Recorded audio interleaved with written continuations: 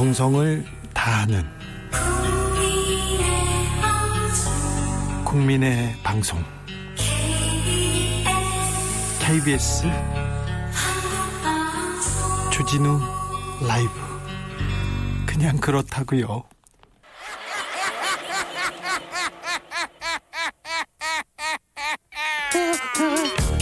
발로 뛰는 기자, 탐구하는 기자, 세상의 질문을 마구 던지는 기자, 기자가 본 오늘의 세상, 기자들의 수다. 라이브 기자실을 찾은 오늘의 기자는 미디어 오늘 정철훈 기자입니다. 안녕하세요. 네, 안녕하세요. 잘 지내셨어요? 예, 잘 지냈습니다. 네, 그러니까 어떻게 지내셨냐고 한 주간. 지난주에 저기 가족들하고 야외 수영장 갔었는데 네. 비가 왔습니다. 네, 잘했네. 네. 휴가 갔는데 비 왔어요? 네. 비 오는 날 수영 괜찮잖아요. 아, 예, 뭐. 네. 애들이 쳤구나. 아, 잘못됐네. 네. 오늘 어떤 소식 준비하셨어요? 최근에 유튜브 뒷광고 논란이 좀 있는데요. 이 논란이 젊은 세대들한테는 가장 큰 이슈예요. 아직도. 예, 아무래도 유튜브를 많이 소비하는 세대이다 보니까. 네. 그런데 요새는 유튜브를 통해서 세상을 보잖아요. 유튜브로 기사도 보고 어떤 내용도 우리는 우리라고 하면 안 되는데 지금 30, 40대는 주로 포털 사이트에서 검색하잖아요, 뉴스를. 그런데 젊은 세대들 10대, 20대는 유튜브에서 검색하더라고요. 예, 맞습니다. 그래서 그런지 여기에 대한 큰 사회적 논란이 있었어요.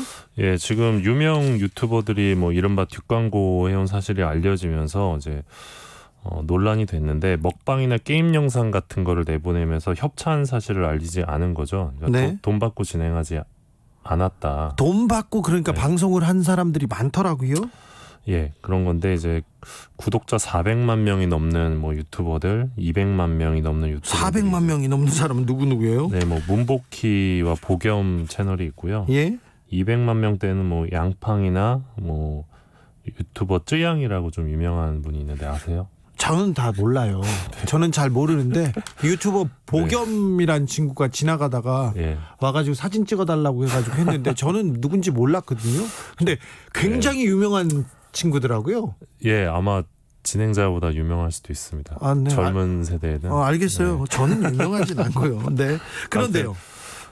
그래서 지금 뭐 뒷광고한 그 유명 인플루언서들 관련된 뭐 기사도 되게 많이 나오면서 언론이 뭐 이런 그 유튜버들의 뒷광고를 비판을 하고 있는데요. 그렇죠. 이게 좀 사기성이 있지 않습니까? 뭐 어떤 사람은 한혜연 씨였나요? 어떤 사람은 내가 사서 써봤더니 좋더라 했는데 사서 써본 게 아니라 돈을 받고 했던 거 아니에요. 네. 아니 광고비를 받고 광고비를 받고 뭐 프로그램을 제작했으면 광고성이잖아요. 거기에 붙여놔야죠. 이건 그러니까 이제 돈을 받고 제작됐고 네. 지원을 받아 제작됐다고 밝혀야 되는데 그렇죠. 고지를 안 해서 이제 공정거래위원회에 따르면 이게 표시광고법이 금지하는 기만 광고에 해당할 수 있다고 합니다. 네, 그래서 기망이죠. 제재가 될지 안 될지도 좀 관건인데, 근데 오늘 가져온 이야기는 예. 언론이 이런 유튜버들 뒷광고를 비판하지만 사실 비판할 처지가 못 된다. 뒷광고의 원조, 진짜 본질은 이제 언론사예요. 예, 조금 이제 차원이 좀 다른. 자, 자원이 다른 뒷광고 한번 봅시다. 일단 대표적인 게 기사형 광고인데요. 그러니까 기사로 써요. 광고로 이렇게 받으면요. 광고라고 붙지 않습니까? 그런데 기사로 보면 이거는 취재를 했고 사실이야, 팩트라는 그 타이틀이 붙어요. 그래서요. 기사형 광고 더 비쌉니다. 그러니까 이게 딱 봤을 때는 그냥 기사예요. 누가 봐도 기사인데, 그리고 포털의 기사 섹션으로 또 송고가 되는데 들어가요. 왜? 이게 이제 광고입니다. 2018년에 이런 일이 있었는데 한겨레 21 기자가 이제 자신을 어떤 친환경 화장품 업체 대표로 지원해서 서면 인터뷰 보도자료를 이제 가짜로 만들었어요. 그래서 언론에 기사형 광고를 의뢰하니까 그랬더니요. 여러 일간지를 포함한 여러 곳에서 이제 포털에 기사로 노출이 됐다고 합니다. 네. 그러니까 검증은 전혀 없고 입금되면 바로 출고가 되는 거죠. 자, 단가가 어떻게 됩니까?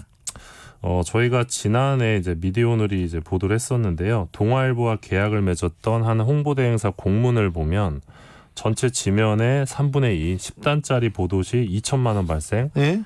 4고가는 1,200만 원. 네. 그리고 단가가 나와 있고요. 단가를 아예 정해놨어요? 네, 단가가 이제 500에서 2,000까지라고 합니다. 그리고 저희가 2016년에 입수했던 예. 한 광고 대행사의 언론 보도 건별 단가표도 있는데요. 네. 요거 이제 온라인 기준입니다. 네. 뭐 전자신문 디지털 타임즈는 13만 원, 네. 아주경제 이투데이 14만 원, 뉴스원 15만 원, 아시아경제 세계일보 서울경제 서울신문 국민일보는 19만 원, 한국경제 20만 원, 노컷뉴스 22만 원, 경향신문 24만 원, 매일경제 25만 원, 중앙일보 조선일보 28만 원. 아, 이렇게 아예 단가가 정해져 있어요? 네. 어이구 참. 건당. 건당. 예. 예전에 스포츠 신문에 신아무개가 있었어요. 이분은요, 그 업자들한테 가장 인기가 있는 기자였는데요. 1단 얼마, 2단 얼마, 3단 얼마 해가지고 돈을 받았어요. 누군지 알죠? 그렇게 하다가 갔어요. 어떤 PD가 있었습니다. 은아무개 PD라고 있었는데 그 사람은요, 자, 한 번 노출에 얼마, 2번 노출에 얼마. 그래서 업자들이 그냥 공정가를 정해놨었어요. 근데 그분들 다 문제 있어가지고요, 다 그 검찰에 끌려갔다 오고 감옥 갔다 왔죠. 네, 다른 일로도 가시고요. 예. 예, 그 2019년에 한국 광고자율심의기구가 판단하는 이 기사형 광고가 5,517건입니다. 2019년 한 해에 네. 5,517건이요? 네, 이렇게 많아요? 명확하게 기사형 광고로 판단된 것만 이 정도인데. 네, 언론 관련해서는 그 비슷하면 아예 분류하지 않아요. 근데 네. 명확하게 예. 떨어지는 것만 5,517건인데 어떤 곳에서 가장 기사형 광고 많이 냈습니까? 이게 조선일보의 기사형 광고가 976건으로 전체 18%, 심의 대상 언론사 119곳 중에 압도적인 1위였습니다. 역시 조선일보는 다르네요. 예, 조선일보는 해당 기사형 광고로 이제 심의기구로부터 227건의 경고와 47건의 주의를 받았고요. 경고하고 주의를 받으면 뭐예요? 그러게요. 그다음에 뭐가 됐어야 될 거 아니에요? 네, 그 경고랑 주의를 받아도 예. 그 어떠한 경제적 처벌은 없습니다. 그냥 없어요? 경고 주의 받으면 끝이에요. 끝이에요? 이게 자율심의기구라서 예. 강제성이 없어요. 따로 뭘 과태료를 물거나 그런 게 없어요. 아휴, 자, 다른 신문이요. 조선일보에 이어서 한국경제가 664건으로 2위, 매일경제가 622건으로 3위였는데 네. 아까 말씀드린 대로 경고와 주의만 받고 그 어떠한 처벌은 없습니다. 주로 어떤 회사들이 이런 기사형 광고 많이 냅니까? 건설업이 제일 많은데요. 건설업, 이 부동산 관련된 거. 예, 맞습니다. 예. 요새 그래서 밑에 하단 그리고 옆에 전면으로 부동산 광고가 나와요. 어디 사면 오른다. 어떻게 예. 사면 오른다. 그렇죠. 그래서 기사가 비슷하게 따라갑니다. 예, 맞습니다. 어디가 좋아요 이렇게 기사 씁니다. 예, 그런 거 쉽게 믿으시면 그렇죠. 안 되고요. 어느 동네 사면 좋아요 이런 거요. 다 광고하고 관련된 기사입니다. 그러니까 예. 경제 기사, 부동산 기사는 일단 다 믿으면 안 됩니다. 건설업 쪽 기사형 광고가 1,725건으로 가장 많았는데 가장 많이 게재한 매체 한국경제였고요. 네. 식품 음료 쪽은 상당 부분 이제 건강기능식품 효과를 홍보하는 내용이었습니다. 기사가. 네. 근데 건강기능식품 관련 기사형 광고는 이 한국건강기능식품협회의 이 광고 사전 심의를 우회하는 통로로 이 피해가 소비자에게 돌아갈 수 있다 이런 지적이 있습니다. 이 종편 채널에서요. 아, 나는 어떤 식품, 어떤 약을 먹고 암에서 나았어, 건강해졌어 이런 사람들 있잖아요. 그 다음에 바로 광고가 붙는 거예요. 네. 아니면 그 업체에서 돈을 받고 그 프로그램을 만들기도 했고요. 그렇죠? 예, 맞습니다. 의료 분야 기사형 광고 정말 많네요. 예, 이거는 335건으로 위반된 것만 네. 335건 집계됐는데 조선일보가 제일 많았고요. 여기서도 예. 그래가지고요. 의료 광고 의사들 나오면은요. 그분들 광고로 이어지는 경우가 많아서요. 예. 그 의학 전문 기자를 우리 업계에서는 의학 전문 기자로 이렇게 얘기합니다. 네. 그래서 이제 병원에 가면 네. 병원에 이제 뭐 신문 기사 난 거를 스크랩해서 그렇죠. 액자에 걸어놓는 경우 있잖아요. 네. 다 이제 돈을 주고 구입하는 거라고 보시면 네. SBS 의학 전문 기자 한 분은요. 기사를 쓰면 돈을 받습니다. 돈을 받는데 돈을 얼마로 받고요. 그리고 룸사롱 접대를 받습니다. 근데 룸사롱 접대를 받으면서 한 번 이렇게 카드를 긁어놓지 않습니까? 그러면 5번 한 번 접대를 받는데 5번 더 갈 수 있게 쿠폰을 아예 그렇게 끊어놨더라고요. 수년 전에 그걸로 문제가 돼가지고요. 예. 법적 처벌을 받았습니다. 이 의료 광고 마찬가지로 이제 아까 말씀드렸던 다른 광고와 마찬가지로 이 심의위원회를 우회합니다. 의사협회 의료광고 심의위원회를 우회해서 광고할 수 있기 때문에 이것도 문제가 됩니다. 이거 큰 문제가 될 수 있어요. 큰 문제죠. 네. 그래서 근데 조선일보나 또 다른 데는 그래가지고 헬스, 의학 이런 섹션을 또 만들어요. 그 조선일보 보면 헬스 섹션이 따로 있는데요. 네. 그걸 만드는 데가 이제 헬스조선이라는데요. 이 조선일보 자회사인데 저희가 몇 년 전에 이 헬스조선이 한 대학병원에 보낸 공문을 입수한 적이 있는데 특집 베스트 대학병원 섹션에 협찬해달라면서 800에서 2,500만 원이 적혀 있었습니다. 돈 주면 이제 원하는 대로 써준다는 겁니다. 병원 의사들이 자기네들이 그 명의다 이렇게 나오는 거 있지 않습니까? 그런 거 거의 다 돈하고 연결돼 있다는 거 보셔야 됩니다. 기사에 나오는 대로 믿으면 안 됩니다. 특별히 의학 이쪽 부분은 진짜 의학합니다. 7737님 나는 65세인데 유튜브로 뉴스 봅니다. 그런데 굉장히 젊으신 거예요. 네. 최근에 젊은 층과 더불어서 노년층의 유튜브 시청 행태가 늘어나고 있습니다. 그렇습니까? 그건 제가 잘 몰랐습니다. 맞다. 어디 집회장 가보면요. 걸어가면서 할아버지들이 다 유튜브를 보시더라고요. 그래서 제가 깜짝 놀랐던 경우가 있었습니다. 네. 와이파이 강국. 네. 자, 이런 그 언론의 무분별한 광고 법적으로 좀 제재해야 되는 거 아닙니까? 이게 참여정부 때만 해도 신문법에 이 처벌 조항이 있었습니다. 그런데요. 기사형 광고에 대한 처벌 조항이 있었는데 그런데요. 이명박 정부 시절이던 2009년에 이 한나라당이 신문방송 겸용을 위해 신문법을 날치기 했던 때가 있습니다. 그때 이 법을 전면 개정하는 과정에서 기사형 광고에 최대 2천만 원까지 과태료를 물리는 처벌 조항을 없앴습니다. 이거 누가 그랬어요? 어떤 의원들이 했어요? 당시 개정안을 발의했던 국회의원 12명이 있는데 이름 불러봐. 이름. 대표 발의했던 분이 한성교 의원이고요. 한선교 전 의원. 그리고 이 중에 8명, 12명 중에 8명이 언론인 출신이었는데요. 이 중 신문기자 출신은 5명인데 누구요? 누구 이름? 강순규 의원. 이분이 한국일보 경향신문 출신이고요. 그리고요. 이경재 의원 동아일보 출신이고요.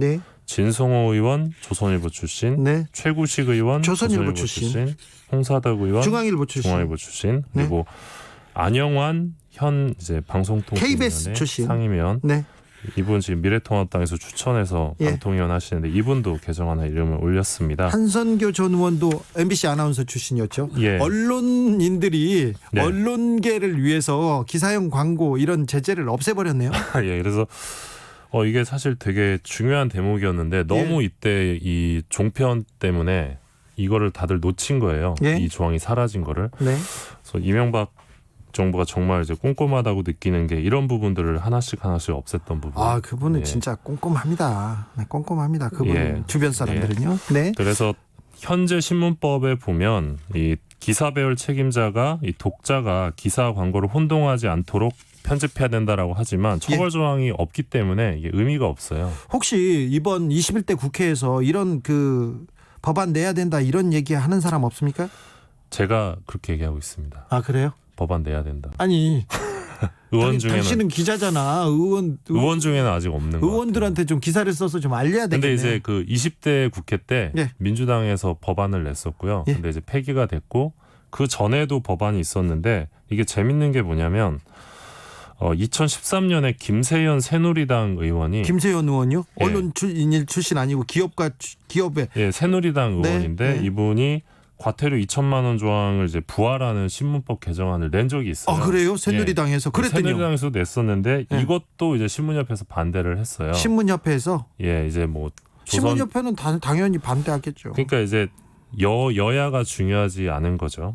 그래서 이 개정안이 나오니까 그 당시에 이 과태료 규정은 신문산업을 진흥하고 언론의 자율성을 존중하기 위해 폐기한 것이다. 이런 주장을 했습니다. 신문협회에서. 신문협회요? 그리고 2017년에 포털 뉴스재평가위원회에서 기사형 광고를 포털 뉴스 사이트에서 제외하겠다는 안을 내니까 신문협회에서 이 신문사 영업권과 생존권을 심대하게 위협하는 것이다라면서 반발하기도 했습니다. 근데 저는 사실 이 부분은 좀 받아들이기가 어렵더라고요. 개인적으로는. 그렇죠. 언론이익을 좀 포기하는 발상이 아닌가 싶어서 이걸 어떻게 생존권으로 연결해서 주장할 수 있는지 기사형 광고를.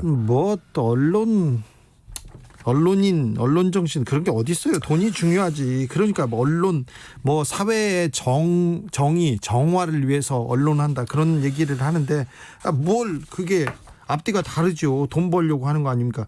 이거 기사용 광고로 피해 커요. 사실 그런 사람들 소송 걸기도 했지 않습니까? 예, 2011년에 한국경제가 운영한 한경닷컴에 이제 기사용 광고가 하나 올라왔었는데 어떤 상품권 할인 판매 사이트가 믿을만하다. 여기가 뭐 중소기업 대상을 받았다. 뭐 이런 기사였는데 한경닷컴이 240만 원 받고 이걸 실었어요. 근데 네. 이 사이트 운영자가 사기 혐의로 징역 8년을 선고받았고 네. 그 후에 피해자들이 언론사 책임이 있다. 손해배상 책임 청구 있죠. 소송 제기를 했습니다. 어떻게 됐습니까? 재판부가 이 피해자들이 입은 손해액의 40%를 한경닷컴이 배상하라고 판결을 내렸습니다. 네. 그런데 현재는 어떤 이런 부분들을 사전에 예방할 수 있는 제도가 없기 때문에 이 같은 사례가 지금 반복될 수 있는 상황입니다. 네. 이거 좀 바꿔야 되는데 신문협회는 뭐 이익단체니까 그럴 리 뭐 잘 안 받아들일 것 같은데 기자협회에서 좀 들고 일어나야 되는 거 아닌가요? 예, 좀 그랬으면 좋겠습니다. 근데 왜 아무런 그런 얘기는 없죠?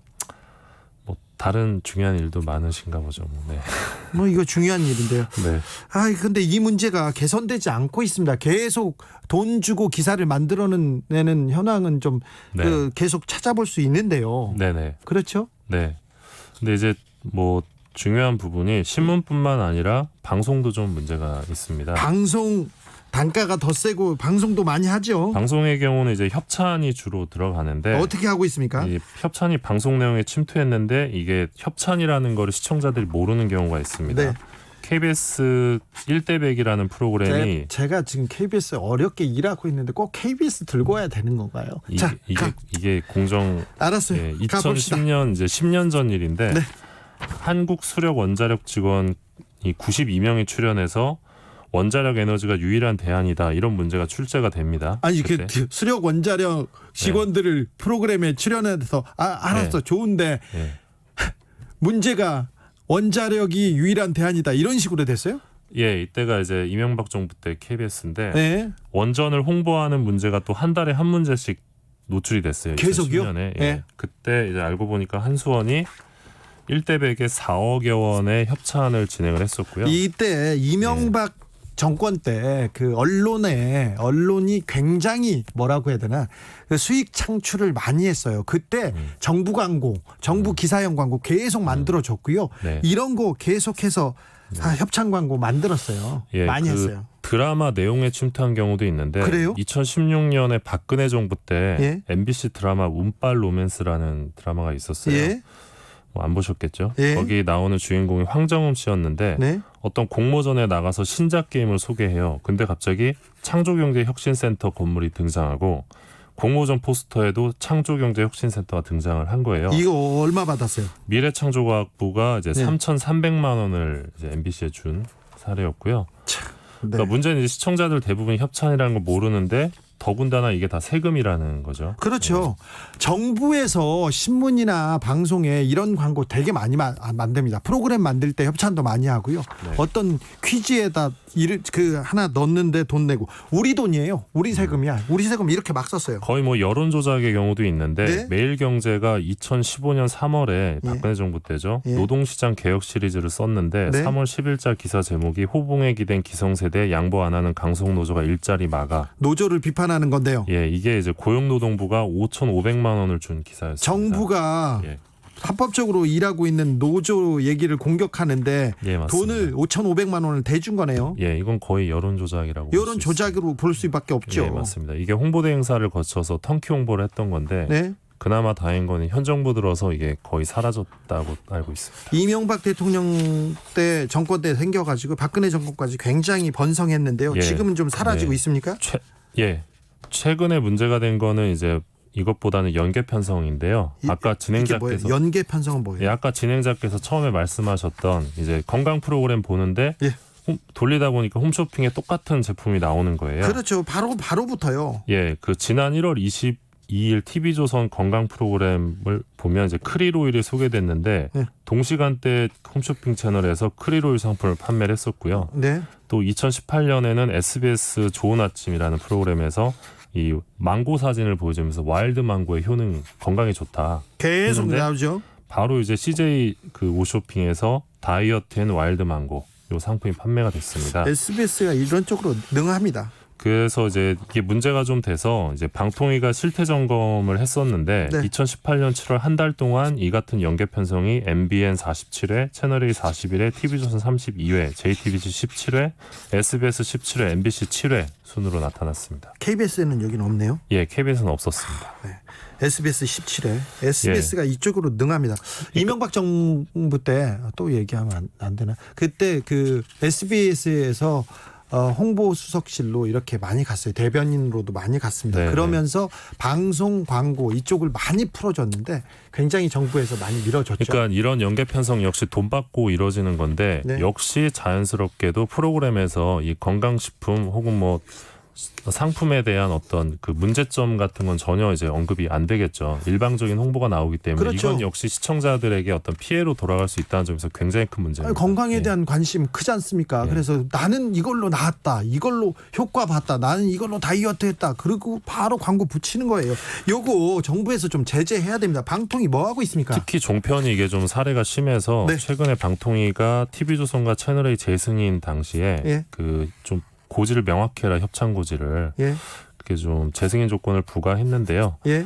조금씩 나아지고 있는 것 같기는 합니다. 그래서 언론이 지금 유튜브 뒷광고 심각성을 이야기하고 있는데 누가 누구를 나무래요? 스스로의 문제도 좀 돌아볼 필요가 있을 것 같습니다. 누가 누구를 나무라요? 진짜. 근데 언론에서 그 무슨 문제에 대해서 비난하고 비판하고 일감 몰아주기로 정의연 사태 때 일감 몰아주기로 이렇게 얼마를 이렇게 몰아준 걸 비판하나 했더니 몇백만 원이에요. 몇 년 동안. 그런데 일감 몰아주기 저기 대형 신문사 방송사 많지 않습니까? 그래서 누가 누구를 나무라나 이게 부끄럽다 이런 생각을 했는데 네. 제이슨 킴님 오늘 방송 주제 너무 좋다 이런 얘기했습니다. 정철훈 기자 고생했어요. 더욱 노력하겠습니다. 네, 잘했어. 네, 기자들의 수다 지금까지 미디어 오늘 정철훈 기자였습니다. 고맙습니다. 라디오 정보센터 다녀오겠습니다. 조진주 씨. 오늘 12시 기준 경기 용인시 우리제일교회 관련 확진자가 60명 추가되는 등 수도권을 중심으로 교회와 학교, 상가, 커피 전문점 등에서 동시다발적인 집단 감염 사례가 이어지고 있습니다. 우리제일교회와 관련해 현재까지 누적 확진자는 72명입니다. 서울 성북구 사랑제일교회와 관련해서는 접촉자 조사 중 교인 12명, 지인 2명이 추가 확진돼 누적 확진자가 19명으로 늘었습니다. 문재인 대통령은 최근 수도권을 중심으로 코로나19 확진자가 늘고 있는 것과 관련해 일부 교회로 국민 안전이 무너질 상황이라며 교회 방역을 강화하는 조치를 취하라고 지시했습니다. 용인 우리제일교회 관련 확진자가 경기 지역에서 잇따라 발생하고 있는 가운데 경기도가 경기 지역 내 모든 종교시설에 대해 내일부터 집합 제한 행정명령을 발동했습니다. 더불어민주당이 새 강령에 이른바 한국판 뉴딜과 행정수도 이전 등 현 정부의 정책을 반영하겠다고 밝혔습니다. 최근 불거진 당 소속 지방자치단체장의 성추행 등의 문제와 관련해서는 당대표 직속으로 윤리감찰단을 신설하고 윤리신고센터를 운영하기로 했습니다. 주호영 미래통합당 원내대표는 취임 100일을 맞아 통합당을 진정한 수권 정당으로 만들겠다는 포부를 밝혔습니다. 특히 최근 지지율 회복 이후에는 패배주의가 아닌 자신감이 붙었다고 말했습니다. 그러면서 정부 여당에 협치를 촉구했습니다. 홍남기 경제부총리 겸 기획재정부 장관이 수출이 개선될 경우 우리나라 경제가 3분기 플러스 성장이 가능할 것으로 생각한다고 밝혔습니다. 또 추경을 하지 않고도 집중호우 복구를 예비비 등으로 충분히 충당 가능하다고 생각한다며 기존 입장을 재확인했습니다. 대한의사협회가 의과대학 정원 확대 등 정부 정책에 반대하며 오늘 하루 집단 휴진에 들어간 가운데 의원급 의료기관의 31% 정도가 휴진 신고를 한 것으로 집계됐습니다.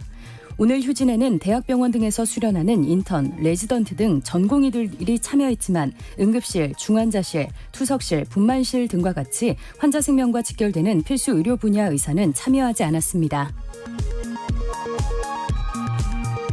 오늘과 내일 중부지방에는 또다시 많은 장맛비가 내리겠습니다. 특히 오늘 저녁부터 내일 낮 사이 서울을 비롯한 중부지방 곳곳에 집중호우가 쏟아지겠습니다. 내일까지 예상 강수량은 서울 경기와 강원 영서, 충청도 북부에 100에서 200mm, 많은 곳은 300mm가 넘겠습니다. 지금까지 라디오 정보센터 뉴스였습니다.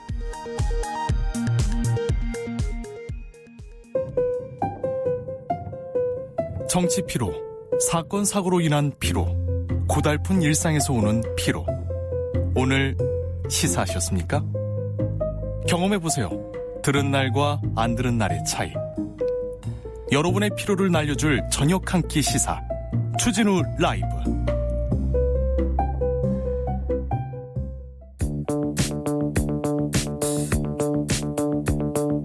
대한민국 정치의 새로운 100년을 준비한다. 21세기형 국회 싱크탱크 정치연구소 영앤웅. 오늘은 영앤영에서 영앤웅으로 갑니다. 웅의 주인공은 누구일까요?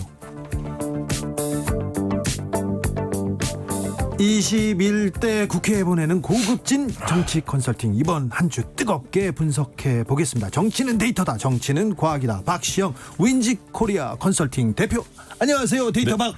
네, 반갑습니다. 박시영입니다. 잘 지내셨습니까? 네. 네. 아니다, 정치는 여론이다, 정치는 민심이다. 윤희웅 오피니언 라이브 여론 분석 센터장, 안녕하세요. 네, 안녕하십니까. 네.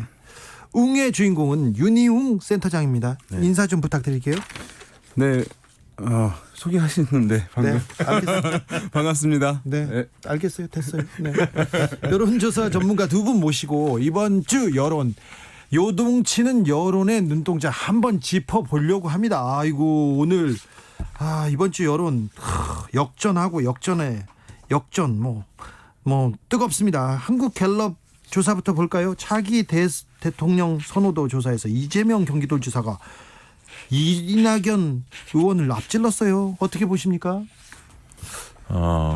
빠르죠? 네, 좀 빠릅니다. 네. 예상을 조금 했으나 네. 굉장히 이 속도가 빠릅니다. 이게 민주당 지지율이 빠지는 거, 대통령 지지율이 빠지는 것도 그렇고요. 속도가 빠릅니다. 네, 그렇습니다. 일단 정치 지형이 전체적으로 보면 좀 출렁거리는 느낌이 네. 드는데요. 네. 갤럽 조사에서는 이제 자유응답 방식으로 이게 그 대선 지지도를 측정했습니다. 네. 그러니까 보기를 넣지 않고 후보 이름을 불러주지 않고 네. 여러분이 생각하기에 누가 낫다고 보느냐 예. 이렇게 물었을 때 이재명 지사가 이제 1위를 했는데, 아무래도 이제 적극적인 지지층이 네. 그 이낙연 의원에 비해서 있죠.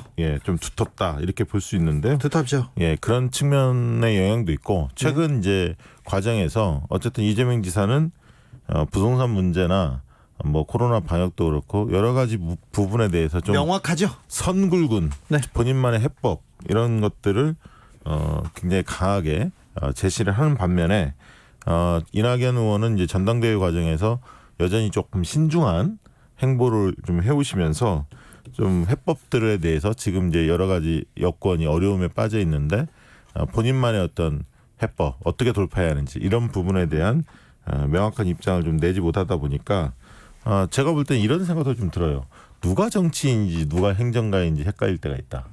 실질적으로는 행정가는 지금 경기도지사는 이재명인데, 네. 이재명 지사는 오히려 정치를 하고 있고 정책이나 정치 부분에 대해서 좀 뭐 목소리를 내는 반면에, 이낙연 의원은 지금 이제 총리를 그만두시고 정치 복귀를 하신 건데 여전히 총리 때와 같은 느낌, 어떤 리더보다는 좀 신중하게 어떤 사안들을 챙기는 정도의 모습을 보여주다 보니까 지금 이런 현상이 벌어지지 않았나 싶습니다. 윤희웅 센터장님 어떻게 보셨어요?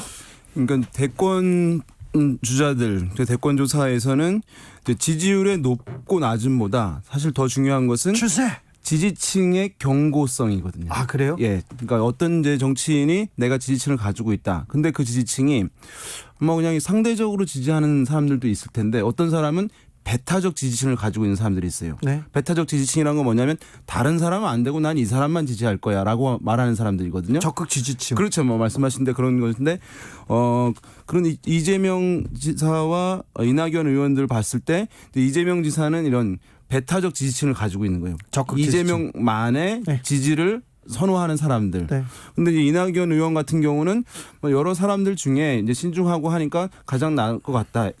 또 한 가지는 문재인 대통령 어쨌든 전반기를 총리로서 이제 뭐 방어하는데 상당히 역할을 했기 때문에 안정감도 있고 해서 또 문재인 대통령의 지지층들이 지지를 해주고 있는 측면이 있거든요. 네. 네, 그런 면에서 봤을 때는 적극성과 배타성이 좀 떨어지는 측면이 있기 때문에 경쟁이 치열하면 치열해질수록 배타적 지지층을 가지고 있는 고정 지지층을 가지고 있는 사람들은 흔들리지 않는 데 비해서 이런 이제 지지 강도가 낮은 이낙연 의원의 지지층 같은 경우는 흔들릴 가능성이 높은 것이거든요. 자, 여기서 걸겠습니다. 네. 윤희용 센터장님, 여기는 와서 걸어요. 딱밤 맞고 가는 데입니다. 네. 자, 그러면 적극 지지층이 이낙연은 몇 %나 있고 이재명은 몇 %나 있다고 봅니까? 자, 봤을 때 지금 뭐 그냥 본인이 그냥 분석하기에. 뭐 이건 수치가 뭐 변하는 것이기 때문에 네네. 어느 정도. 지금 이제 이낙연 의원의 적극 지지층 같은 경우는 호남이라고 할 수가 있어요. 지금 현재. 네. 그러니까 이낙연 의원의 지지층 한 세 그룹으로 나눌 수 있는데 뭐냐면 호남. 또 한 가지는 문재인 대통령의 적극 열성 지지층, 또 한 가지는 이제 중도층이라고 할 수 있는데 이 중도층과 문재인 대통령의 적극 지지층은 그런 배타적 지지 성격을 갖는 것은 아니거든요. 그렇죠. 근데 아직... 호남 같은 경우는 이낙연 의원에 대한 선호가 워낙 높기 때문에 상당히 이제 배타적이고 적극적인 지지성을 가지고 있기 때문에 뭐 퍼센트로 하기보다는 이제 호남이다. 저는 이렇게 얘기할 수 있겠고 반면에 이제 이재명 지사 같은 경우는 이제 10% 벽을 넘지 못했던 측면들이 오랫동안 있었잖아요. 예? 최근에 이제 또 추가적인 10% 정도가 올라온 상황이기 때문에 한 10% 내외의 고정 지지층을 가지고 있는 것이라고 볼 수 있겠죠. 데이터박? 이재명 지사는 그 한 70% 정도는 본인 지지율에 네. 확고한 지지층이라고 봐야 돼요. 그렇고요. 예. 그리고 이낙연 의원의 경우에는 저는 한 50-60% 정도로 봅니다. 네. 왜 그러냐면 이낙연 의원은 좀 이렇게 뭐랄까요. 저변이 좀 넓다라 할까요. 그물을 넓게 칠 수 있는 장점이 있는 반면에 이재명 지사는 좀 호불호가 굉장히 갈리기 때문에 상대적으로는 좀 좁다 확장력이 그런 측면은 있는데 문제는 이제 최근에 좀 흐름을 보면 사뭇 달라요. 뭐냐면 이재명 지사를 좋아하는 분들을 보니까 민주당 지지층만 있는 게 아니라 흔히 말하는 보수층에서도 꽤 지지가 나오고 있거든요. 무당파도 나오고. 근데 보수층 지지층들이 그 역선택이 아닙니다. 아니에요? 아닙니다. 왜냐하면 아하. 일을 잘한다는 이미지가 있기 때문에 진영과 상관없이 저런 분이 좀 필요하다 이렇게 보는 분들도 분명히 있습니다. 아, 그래요? 네. 역선택이 아니고? 네, 저는 그렇게 보지는 않습니다. 그래서 이재명 지사는 오히려 당내 경선에서는 좀 고전할 수 있는데 본선에서는 오히려 그 외연이 넓어질 가능성도 있다. 그러니까 보통 사람들의 상식과 조금 다릅니다. 좀 다른. 근데 박시영 대표가 지적했듯이 이게 뭐가 있냐면요. 성남시장이었지 않습니까? 근데 분당, 정자, 순회 그 잘 사는 동네, 그 소위 강남권하고 거의 붙어 있는 생활 수준과 소득 수준 그분들이 거기에서 그 동네에서 분당 지역에서 이재명 지사가 항상 이겼어요. 선거에서. 그 부분 역선택이 아니다. 이거 좀 새롭게 다가오는데요. 그런데 연령별로 이재명 지지층, 이낙연 지지층 좀 분석해 주세요.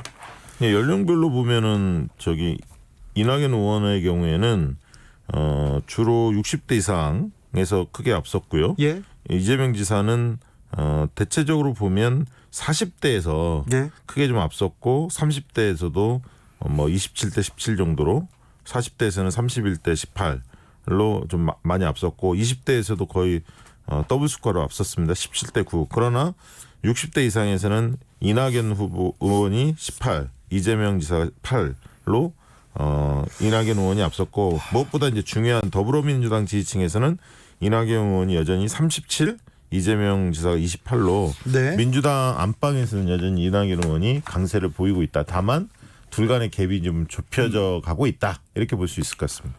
근데 이제 이념 성향으로 봤을 때 우리가 진보다, 중도다, 보수다 이렇게 했을 때 이 조사에서도 당신이 진보 성향을 가지고 있으니까 중도, 뭐 보수 가지고 있으니까 묻는 다음에 교차 분석을 했을 때 아까 말씀하신 대로 민주당 지지층에서는 이낙연 의원이 지금 앞서고 있는데 진보 성향층, 포션을 좀 크게 해서 진보 성향층에서 봤을 때는 또 이재명 지사가 앞서고 있어요. 그래요? 네, 그러니까 사실은 제가 봤을 때 지금 민주당 지지층에서 또는 진보층에서 누가 높고 낮고 또 이낙연 의원이 훨씬 더 높다 이런 부분은 최근 한 달 전보다는 상당히 사실 이게 무색해진 상황이 됐다라고 보는 게 맞을 것 그러니까 같아요. 이제 정의당 지지층이 많이 그 열린민주당이나 이런 쪽이 예. 이재명 지사를 좀 더 선호하기 때문에 진보층 전체로 봤을 때 조금 높다는 거고 33대 29 이렇게 나왔고요. 중도층, 보수층 공이 다 이재명 지사가 소폭 앞서는 것으로 조사됐습니다. 0428님 수구 보수인데요. 수구 보수라고 본인께서 이렇게 얘기했습니다. 네. 이재명 지지합니다. 일을 잘하니까요. 이렇게 얘기했고요. 김정우님은 그래도 안정감에 이낙연 의원이 나을 것 같아요. 이런 얘기를 하는데, 자, 여론조사에 좀 핵으로 좀 가볼까요? 다음 대선에서 정권 교체를 해야 한다는 의견이 정권을 유지해야 한다는 응답보다 많이 나왔네요. 이거 좀 달라진 분위기인데요. 네, 이거는 뭐 최근에 이제 정치 지형의 변화에 대해서 얘기하기 전에 교통정보센터 잠시 다녀오겠습니다. 특별히 여의도에서 큰 집회가 있었는데 괜찮을지요? 공인혜 씨. 네, 이 시각 교통정보입니다. 여의도의 집회도 집회지만 현재 고속도로 하행선 정체 극심하게 두드러지고 있는데요. 현재 경부고속도로 부산 방향 정체만 모두 70km가 넘게 밀리고 있습니다. 특히 입장에서 옥산까지 44km 가장 길어져 있고요. 이후 갓길에서 고장난 버스 처리 중인 망양 휴게소 부근도 주의하셔야겠습니다. 중앙고속도로 부산 방향은 만종 분기점 부근과 중령터널, 동명 휴게소부터 칠곡 쪽으로 밀리는데 대감 분기점 부근 1차로에서 승용차 사고 처리 중이라 부근 혼잡하고요. 청주 영덕고속도로 영덕 쪽 수리티 터널 안 1차로에서도 사고 발생하면서 회인 부근 3km 구간이 꽉 막혀 있습니다. 남북권으로는 남해고속도로 순천 쪽 진례 분기점 3, 4차로에서 발생한 사고로 2km 여파를 받습니다. 한편 한강 수위 상승으로 폐쇄됐던 한강 시민공원과 주차장이 여의도 일부와 반포 한강공원을 제외하고 오늘 오전 10시부터 모두 개방이 됐습니다. 또 잠수교의 차량과 보행자 통행도 재개된 상황입니다. KBS 교통정보센터였습니다. 테이크아웃 시사 나왔습니다. 오늘도 하나 챙겨가세요. 주진우 라이브. 이번 조사는 한국갤럽 자체 조사로 8월 11일부터 13일까지 전국 만 18세 이상 1,001명을 대상으로 전화조사원 인터뷰 방식으로 조사했으며 13%의 응답률을 보였습니다. 표본 오차는 95% 신뢰 수준에서 플러스 마이너스 3.1%포인트입니다. 자세한 내용은 한국갤럽 홈페이지나 중앙선거여론조사심의위원회 홈페이지를 참조하시면 됩니다. 한국갤럽의 여론조사 개요 듣고 오셨습니다. 제이선영님, 전 호남이지만 그냥 두 분 지켜만 보고만 있습니다. 이런 얘기했는데 지금 정권 교체를 해야 한다는 의견이 정권을 유지해야 한다는 응답보다 많이 나왔다는 갤럽 조사에 대해서 얘기하고 있습니다. 데이터 박. 네. 전반적으로 정치 지형 자체가 조금 출렁거린다 말씀드렸는데, 그렇죠. 그것을 바로 볼 수 있는 대목이 바로 이 부분입니다. 현 정권 유지를 위해서 차기 대선에서 여당 후보가 당선됐으면 좋겠다. 이게 41. 정권 교체를 위해서 야당 후보가 당선되는 게 좋겠다. 이게 45%포인트로 나왔거든요. 그 얘기는 그래서 한 4%포인트 정도가 야당 위 쪽을 더 손을 들어주셨는데요. 그만큼 어떻게 보면 지금 이제 그 민심이 여권에 많이 이반된 것도 있고요. 한편으로 또 견제 의식이 좀 있는 것 같아요. 우리 국민들은 이 견제 균형 굉장히 중요하게 생각하잖아요. 그렇습니다. 지금 이 얘기는 여당 독주 프레임에 대한 경고장을 좀 날리고 있다, 이렇게 보여지는데 여권에서 굉장히 이제 곤혹스러울 것 같습니다. 그렇죠. 왜냐하면 개혁 과제들, 민생 과제들에 대한 드라이브가 좀 필요한데. 네. 어쨌든 이것을 야당을 좀 껴안고 갔으면 좋겠다, 이런 의견이 꽤 있는 거거든요. 네. 그 부분에 대해서 뭐 여권이 나름대로 이제 숙제를 좀 떠안았다, 이렇게 좀 볼 수 있을 것 같습니다. 윤희용 센터장님. 예, 뭐 정부가 이제 임기 중반을 지나가게 되면 이제 야당이 프리미엄을 얻게 됩니다. 왜냐하면 정부가 많은 이제 결정들을 내리잖아요. 네. 그러면 그 모든 결정들은 100% 만족하는 정책들이 있을 수가 없기 때문에 매 정책을 결정할 때마다 불신을 갖는 분들이 점점 커지게 되거든요. 그럴 수밖에 없는데 이번 부동산 정책에 대해서는 거의 대부분 불만이거든요. 그렇죠. 집이 있는 사람은 세금이 올라서 불만이고, 집이 없는 분들은 대출을 해서 내 집 마련 꿈을 마련하지 못해서 또 불만이고. 많이 하니까. 오른 사람도 옆 동네는 더 많이 올랐어. 상대적 박탈감이 있는데, 부동산 문제는 이제 정책의 내용도 있지만 태도의 문제도 컸어요. 전략적 미스도 있고, 여권 입장에서 보면 태도의 문제는 이제 고위공직자들, 특히 청와대 인사들의 집 관련 논란들이 있었고요. 네. 그다음에 이제 예를 들면 뭐 갭 투자나 다주택자들 중에서도 어쩔 수 없이 그 대열에 동참한 사람들이 있는데, 이들을 전체적으로 좀 투기꾼이나 문제 있는 사람으로 묘사하는 이런 어떤 뭐 용어들이 발언들이 좀 튀어나왔거든요. 네. 그래서 이런 부분들 때문에 마음이 많이 돌아선 분들이 있었는데 어쨌든 그 야권과 언론이 그 여당이 독주한다 이 프레임을 계속 가져갔는데 실질적으로 상임위 문제도 7석을 야당한테 배려했는데 야당이 법사위원장 안 받았죠. 때문에 못 받겠다. 네. 이렇게 해서 사실은 18석을 그 상임위원장을 여당이 독식하게 됐는데 다 가져가라 했죠. 이런 부분들에 대해서 국민들이 이제 많이 있고 최근에 어쨌든 부동산 법안 공수처법 후속 법안 통과되는 모습을 보면서 너무 일방 독주하는 거 아니냐 부동산 이런 때문에. 어떤 우려를 갖고 있는 것 같습니다. 부동산은 이제 화약고라고 할 수 있는데 한국 사회에서 그러면 우리가 영화를 보게 되면 폭탄을 제거할 때 굉장히 땀을 흘리고 가면서 이렇게 미세하게 해체하잖아요. 그러다 노란 선을 잘 잘라야죠. 근데 지금 좀 약간 과격하게 해체하다가 터진 양상이 됐다고 할 수가 있는데 지금 부동산 관련해서는 지금 이제 이것이 너무 급격하게 빠르게 이루어지게 되면서 어떤 이제 방향성에 맞는 부분들이 있는데 그것들은 그러면 국민들에게 설명하고 이해시키고 설득하는 과정들이 같이 이루어져야 그 정책에 대해서 공감도를 높일 수 있는데 이 과정들이 급하게 처리되다 보니까 저는 좀 부재했던 것 같아요. 그래서 더 추가적인 공감도를 얻을 수 있는 것. 최근에 나온 조사에서 다주택자의 종부세를 강화하는 것. 이것은 다주택자가 국민들 많지 않거든요. 네, 종부세 아주 해당자도 거의 사실은 없는데 조금밖에 안 되죠. 찬반이 팽팽하게 나와요. 아이고 이거는요. 그러니까 종부세는 언론의 역할이 크죠. 그렇죠. 1% 정도밖에 안 되고요 국민의. 그러니까 더 공감하고 설득시키는 이런 과정들을 좀 앞으로 필요한 측면이 있겠다 근데 저는 이제 생각됩니다. 부동산 문제 이렇게 봅니다. 사실 올 초에 너무 급등을 했고 전세값이 최근에 요동을 치면서 임대차 3법을 빠르게 그걸 통과시킬 수밖에 없는 상황에 대해서는 저는 뭐 불가피했다고 보고요. 네. 이런 여론과 무관하게. 네.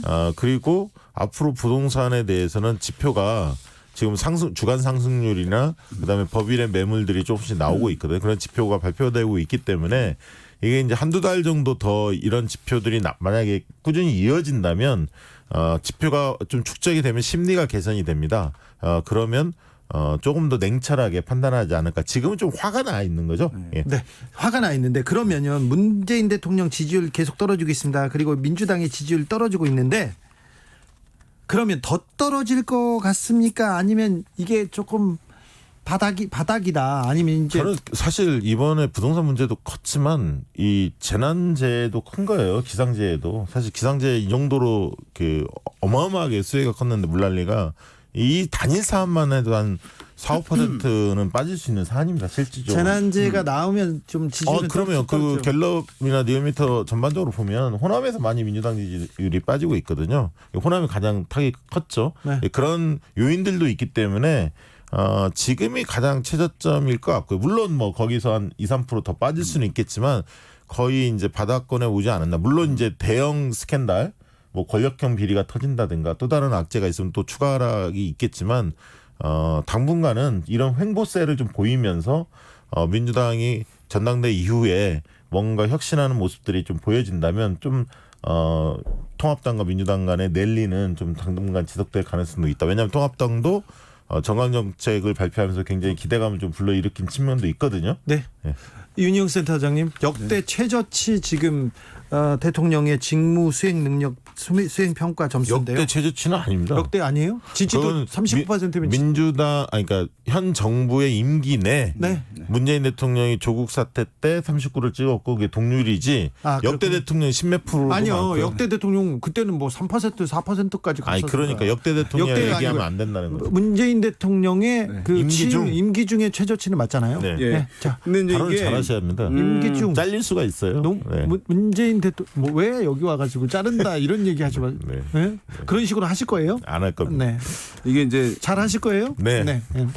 대통령 지지율이라고 표현하잖아요. 네. 사실 이것은 명확한 표현은 아닙니다. 네. 왜냐하면 대통령 지지율이라고 한다면 대통령을 지금 지지하십니까? 라고 질문을 하고 그것에 응답 받았을 때 대통령 지지율이라고 할 수 있는 거예요. 네. 그런데 정당 지지율은 이제 어느 정당 지지하십니까? 라고 묻는데 대통령이 최근에 대통령으로서 일을 잘한다고 보십니까? 잘 못한다고 보십니까? 라고 묻거든요. 예. 사실은 정치적 지지 성격보다는 업무에 대한 이제 평가 부분이 있기 때문에 이것이 이제 굉장히 잘한 어느 시점을 기준으로 해가지고 사람들이 평가를 하게 됩니다. 네. 상대적으로. 그래서 지금은 이제 악재가 있는 그런 상황이고 코로나19 대응 때는 상당히 잘했었기 때문에 상대적으로 지금은 잘 못하고 있다라고 응답을 하는 것이기 때문에 우리가 흔히 얘기하는 국정 지지율이 이제 낮아질 수밖에 없는 국면에 있는 것은 불가피하고요. 다만 그럼에도 불구하고 여권 지지층이 사실 과거에 달리 이제 학습 효과가 좀 있기 때문에 뭐 30% 선이 무너질 것이다. 뭐 이것까지 하는 것은 제가 봤을 때 좀 과도한 예상인 것 그러면 같아요. 두 이거 분이- 말씀 잘하셨는데 하나만 부탁해요.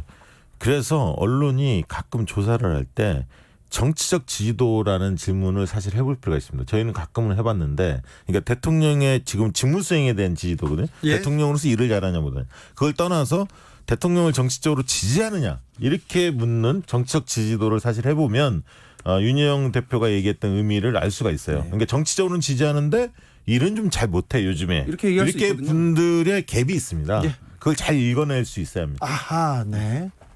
중요한 차이네요. 네, 이런 것을 잘해야 전략적 안목이 커집니다. 알았어요. 잘 알았어요. 그러면 대통령 지지도가 조금 더 떨어질 수 있습니까?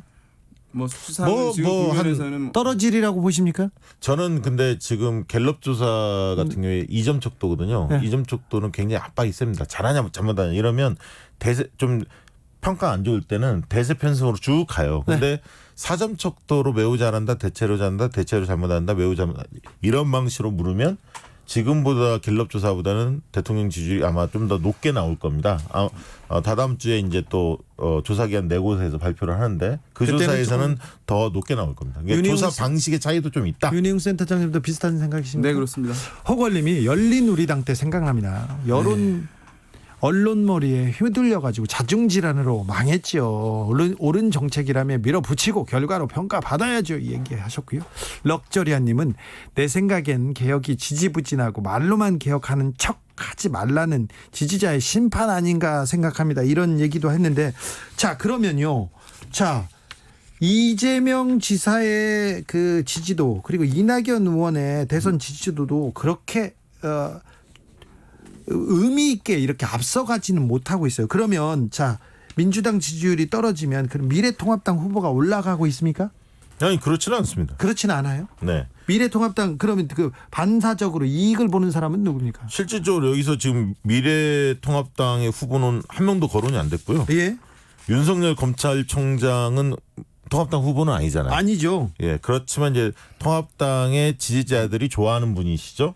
윤석열 검찰총장이 9%포인트 나왔고요. 상당히 좀 강력하게 나오네요. 이 정도면 최근 조사에 비하면 그렇게 높지는 않죠. 네. 평균 정도 나왔다고 그래도 볼 수 있을 것 같고요. 3위는 계속 지키고 있으니까. 그렇습니다. 이제 국민의당 안철수 대표 3%, 무소속이죠. 홍준표 의원 2% 이렇게 조사가 됐습니다. 지난번에도 저희가 그 대권 주자로 윤석열 총장에 대해서 얘기한 적이 있었지 않습니까? 그렇습니다. 대검에서 강력하게 저한테 항의해 왔습니다. 뭐라고요? 총장은 검사일 뿐 정치인이 아니다. 그래서 대선에 나갈 생각도 정치권에 나갈 생각도 없으니 여론조사에서 이름을 빼고 거론하지 말아달라고 저한테. 근데 이제 갤럽은 어쩔 수 없죠. 왜냐하면 보기 항목을 넣은 게 아니라 자유응답을 받았기 때문에 어쩔 수 없는 거고요. 그런 걸 밝힙니다. 저희가 네. 밝힙니다. 네, 그러니까 지금 보면은 이 조사에서 주요한 후보 5명이 이제 나왔는데 방금 말씀하신 윤석열, 안철수, 홍준표 이 세 분 같은 경우에는 미래통합당 소속이 아니잖아요. 네. 그것이 이제 한 가지 특징이고 이제 윤석열 총장이 어쨌든 안정적으로 보수에선 1위하는 조사 결과들이 계속 나오고 있어요. 그러게요. 예. 근데 이제 이것이 보면은 인물이 없던 상황에서 유력한 사람이 나타났기 때문에 보수 진영에는 기대감을 주는 효과가 분명히 이제 있을 텐데 그러나 이것이 또 한 가지 주는 부정적인 효과가 있어요. 미래통합당에 뭐냐 하면 조사하는 이제 합의 100%니까 누가 몇 퍼센트를 가져가게 되면 그만큼 이제 포션이 줄어드는 거예요. 그렇죠. 그러면 미래통합당의 내부에 있는 이제 주자들이 있잖아요. 후보들. 지금 뭐 오세훈 후보도 있고 유승민 후보도 있고 원희룡 후보도 뭐 있는데 홍준표 이런- 대표 예. 왜 빼요? 그분은 미래통합당 내부에 있는 게 아니잖아요. 옆에 그죠? 있잖아요. 옆에 예. 있잖아요. 근데 나경원 어쨌든 전 대표 이름 없습니까? 네. 그래서 없어요. 이제 네. 경쟁을 열심히 하더라도 이분들이 지지율을 끌어올리기가 상당히 어려워요. 왜냐하면 외부에 있는 사람들이 한 10% 이상을 가져가 버렸기 때문에 네. 그런 면에서 봤을 때 고민도 야당에 함께 안겨주는 현상이다 이렇게 그렇습니다. 보겠습니다. 이게 통합당 입장에서는 굉장히 지금 고민에 빠질 겁니다. 아까 이제 그렇죠. 세력 선호도 차기 야당을 찍겠다는 게 더 높긴 했습니다만 인물이 마땅치 않다는 숙제를 떠안고 있고요.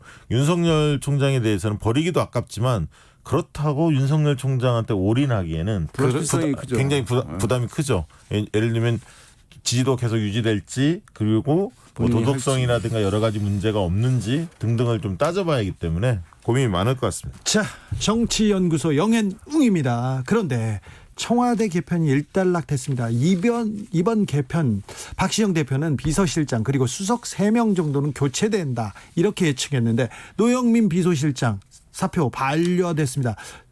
어떻게 보셨어요? 저는 사실은 한꺼번에 되지는 않을 거라고 보긴 했어요. 그렇죠. 왜냐하면 이제 수석들이 많이 교체가 되면 비서실장이 당분간은 좀 필요하거든요. 그렇죠. 순차적으로 될 거라고 네. 생각했는데 국정 공백이 있기 때문에 순차적으로 될 줄 알았는데 이제 유임이라는 표현을 썼기 때문에 네.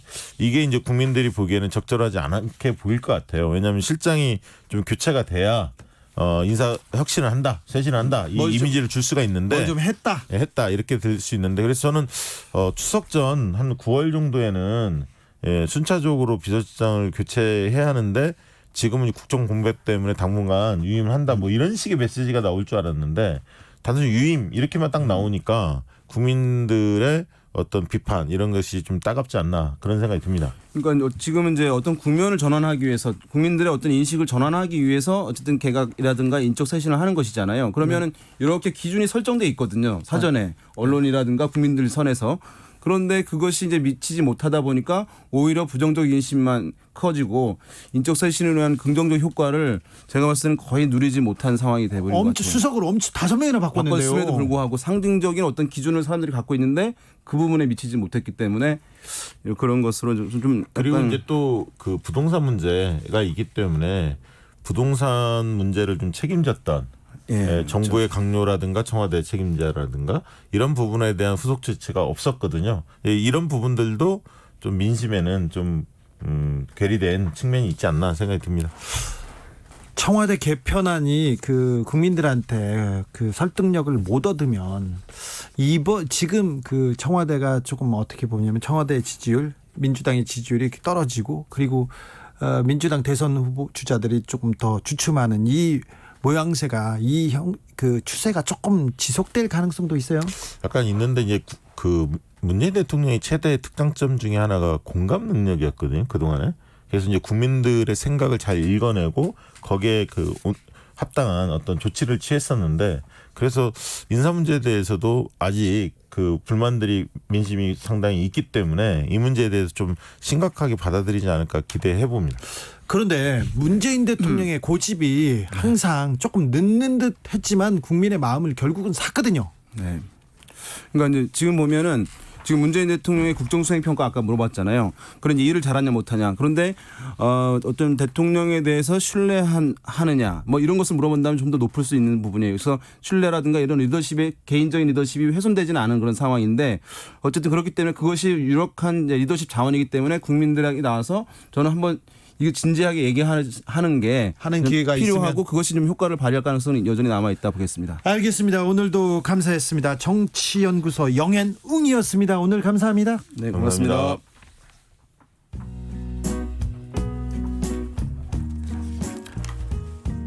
주진우 라이브 마칠 시간입니다. 이소라의 Alone Again 들으면서 저는 물러가겠습니다. 코로나19 상황이 다시 안 좋아지고 있습니다. 굉장히 심각한데요. 광복절 연휴 맞아서 특별히 방역수칙 잘 지켜주시고요. 거리 두고 마스크 쓰고 손 잘 씻어주시기 바랍니다. 이번 연휴만 잘 넘기면 우리가 좀 더 안전하고 편안해질 수 있습니다. 저는 내일 오후 5시 5분에 주진우 라이브 스페셜로 돌아옵니다. 지금까지 주진우였습니다.